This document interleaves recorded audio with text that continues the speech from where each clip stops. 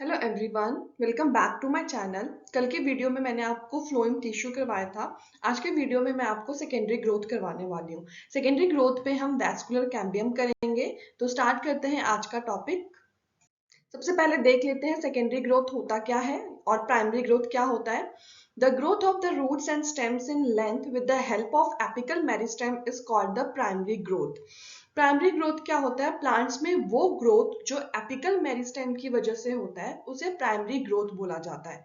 क्यों? क्योंकि apical meristem को प्राइमरी मेरिस्टेम भी बोलते हैं। तो प्लांट्स में जितने भी ग्रोथ प्राइमरी या एपिकल मेरिस्टेम की वजह से होंगे वो होंगे प्राइमरी ग्रोथ। और एपिकल मेरिस्टेम की वजह से कहाँ पे ग्रोथ होता है? रूट्स एंड स्टेम्स के लेंथ में। मींस वो लेंथ में ग्रो करेंगे, तो उसे बोला जाता है primary growth. Apart from primary growth, most dicotyledonous plants exhibit an increase in girth. Primary growth के अलावा जो डाइकॉट प्लांट्स होते हैं उनमें गर्थ में भी इंक्रीज होता है। गर्थ क्या होता है? सपोज इस वे में ग्रोथ होना, इसे गर्थ बोलते हैं, और जो ऐसा ग्रोथ होगा उसे लॉन्गिट्यूडनल ग्रोथ बोलेंगे। तो कुछ जो डाइकॉट प्लांट्स होते हैं उनमें प्राइमरी ग्रोथ के अलावा गर्थ में भी इंक्रीज होगा। This increase is called secondary growth. और ये जो गर्थ में इंक्रीज होता है वो किसकी वजह से होता है? सेकेंडरी ग्रोथ की वजह से होता है। तो सेकेंडरी ग्रोथ कौन से होंगे? जो सेकेंडरी मेरिस्टेम से जो भी ग्रोथ होगा प्लांट्स में वो सेकेंडरी ग्रोथ होता है। और जो सेकेंडरी मेरिस्टेम है उसे लेटरल मेरिस्टेम भी बोला जाता है। सो प्राइमरी ग्रोथ क्या हुआ? जो प्राइमरी मेरिस्टेम से हुआ या एपिकल मेरिस्टेम से हुआ। सेकेंडरी ग्रोथ क्या हुआ?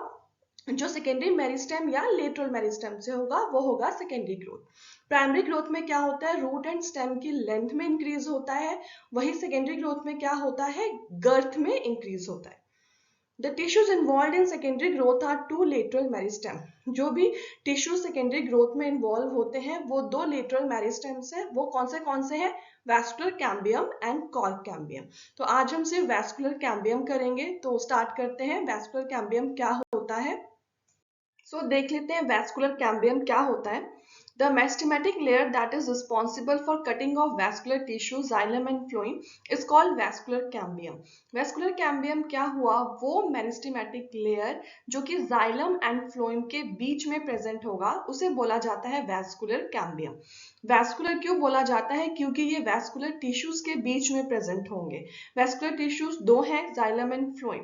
तो meristematic layer जो xylem और phloem के बीच में फॉर्म होगा उसे बोला जाता है वैस्कुलर कैम्बियम। यहाँ पे कटिंग ऑफ क्यों लिखा गया है? क्योंकि जाइलम और फ्लोएम एक साथ प्रेजेंट होते हैं, बट क्या होता है जो वैस्कुलर कैम्बियम होता है वो इन दोनों के बीच में प्रेजेंट हो जाता है। सपोज ये जाइलम है और ये फ्लोएम है, तो वैस्कुलर कैम्बियम क्या करते हैं? इन दोनों जाइलम और फ्लोएम के बीच में लेयर फॉर्म करते हैं। तो इसकी वजह से क्या होता है? जो जाइलम और फ्लोएम है ये दोनों एक दूसरे से अलग हो जाते हैं। In the young stem, it is present in patches as a single layer between the xylem and phloem. Later, it forms a complete ring. जो young stem होते हैं, उनमें क्या होता है? जो vascular cambium है, वो patches में present होते हैं, xylem और phloem के बीच में, और बाद में ये complete ring form करते हैं। नेक्स्ट है formation of cambial ring. Cambial ring का फॉर्मेशन कैसे होता है इसे हम देख सकते हैं कि कैम्बियल रिंग क्या होता है प्रैक्टिकली। सपोज अगर आपने देखा होगा जो कटे हुए स्टेम होते हैं उनके ऊपर ऐसे रिंग जैसे स्ट्रक्चर प्रेजेंट होते हैं, इसे बोला जाता है cambial ring. In dicot stems, the cells of cambium present between primary xylem and primary phloem is the intrafascicular cambium. जो dicot stem होता है उसमें कैम्बियम को क्या बोलते हैं? इंट्राफैस्टिकुलर कैम्बियम, क्योंकि वो कहाँ प्रेजेंट होगा? प्राइमरी जाइलम और प्राइमरी फ्लोएम के बीच में। तो इंट्राफैस्टिकुलर कैम्बियम क्या हुआ? वो कैम्बियम जो प्राइमरी जाइलम और प्राइमरी फ्लोएम के बीच में प्रेजेंट होगा, और ये किसमें होता है? डाइकॉट स्टेम्स में। The cells of medullary rays adjoining these intrafascicular cambium become meristematic and form the interfascicular cambium. अब जो medullary rays के जो सेल होते हैं जो कि ज्वाइन कर रहे हैं इन इंट्राफैसिकुलर कैम्बियम को, वो क्या हो जाते हैं? बाद में मेरिस्टेमेटिक सेल्स बन जाते हैं और उसके बाद वो इंट्राफेसिकुलर कैम्बियम को फॉर्म करते हैं। Thus a continuous ring of cambium is formed। इसी की वजह से एक कंटिन्यूस रिंग फॉर्म हो जाता है कैम्बियम का। तो कंटिन्यूस रिंग कैम्बियम का कैसे फॉर्म हुआ? मेडुलरी रेस के जो सेल्स होंगे वो क्या होंगे, मेरिस्टेमेटिक बन जाएंगे और उसके बाद वो इंट्राफेसिकुलर कैम्बियम फॉर्म करेंगे। इसके बाद क्या होता है, कंटिन्यूस रिंग फॉर्म हो जाता है कैम्बियम का। नेक्स्ट है activity of the cambial ring. The cambial ring becomes active and begins to cut off new cells both towards the inner and outer sides। जो कैम्बियल रिंग्स होते हैं वो active हो जाते हैं, उसके बाद वो क्या करेंगे, जो न्यू सेल्स है उनको कट ऑफ करना स्टार्ट कर देते हैं। कट ऑफ मीन्स कि वो न्यू सेल्स के बीच में प्रेजेंट हो जाएंगे, बीच में फॉर्म हो जाते हैं। The cells cut off towards pith mature into secondary xylem and the cells cut off towards periphery mature into secondary phloem। अब इसमें क्या आता है ये हम डायग्राम की हेल्प से देखते हैं। सपोज ये जो सेंटर का पार्ट होता है कैविटी, उसे पिथ बोला जाता है, और जो यहाँ पे सेल्स प्रेजेंट होते हैं उसे, जो यहाँ पे प्रेजेंट होंगे उसे पेरिफेरी बोलेंगे, और जो यहाँ होंगे उसे बोला जाता है पिथ। तो इसमें क्या होता है, जो सेल्स पिथ की तरफ प्रेजेंट होते हैं, मींस यहाँ पे प्रेजेंट होंगे, वो क्या फॉर्म करते हैं, सेकेंडरी जाइलम, और वो सेल्स जो यहाँ पेरिफेरी में प्रेजेंट होंगे वो क्या फॉर्म करेंगे, सेकेंडरी फ्लोएम। तो पिथ वाले सेल्स सेकेंडरी जाइलम फॉर्म करेंगे और जो पेरिफेरी वाले सेल्स होते हैं वो सेकेंडरी फ्लोएम फॉर्म करते हैं। The cambium is generally more active on the inner side than on the outer। तो जो कैम्बियम होता है वो अंदर की तरफ वाले ज्यादा एक्टिव होते हैं as compared to the outer। As a result, the amount of secondary xylem produced is more than secondary phloem and soon forms a compact mass। इस वजह से क्या होता है, जो secondary xylem का amount होता है वो ज्यादा होता है secondary phloem से। क्यों? क्योंकि जो सेकेंडरी जाइलम है वो इनर साइड वाले होते हैं और इनर साइड वाले जो सेल्स होते हैं वो ज्यादा एक्टिव होते हैं। The primary and secondary phloem get gradually crushed due to continued formation and accumulation of secondary xylem। अब क्या होता है, जो प्राइमरी और सेकेंडरी फ्लोएम है वो क्रस्ट हो जाते हैं। क्यों? क्रस्ट मीन्स दब जाते हैं या डिस्ट्रॉय हो जाते हैं। क्यों? क्योंकि वहां पे कंटिन्यूअस फॉर्मेशन और एक्युमुलेशन होने लग जाता है किसका, सेकेंडरी जाइलम का। क्योंकि जो सेकेंडरी जाइलम है वो किससे फॉर्म हुए, उन सेल से जो कि बहुत ज्यादा एक्टिव है। तो इसकी वजह से सेकेंडरी जाइलम जो है वो ज्यादा फॉर्म हो जाते हैं, जो कि क्या करते हैं, प्राइमरी या सेकेंडरी फ्लोएम को क्रस्ट कर देते हैं। The primary xylem, however, remains more or less intact in or around the center। जो primary xylem है वो center के around रहते हैं।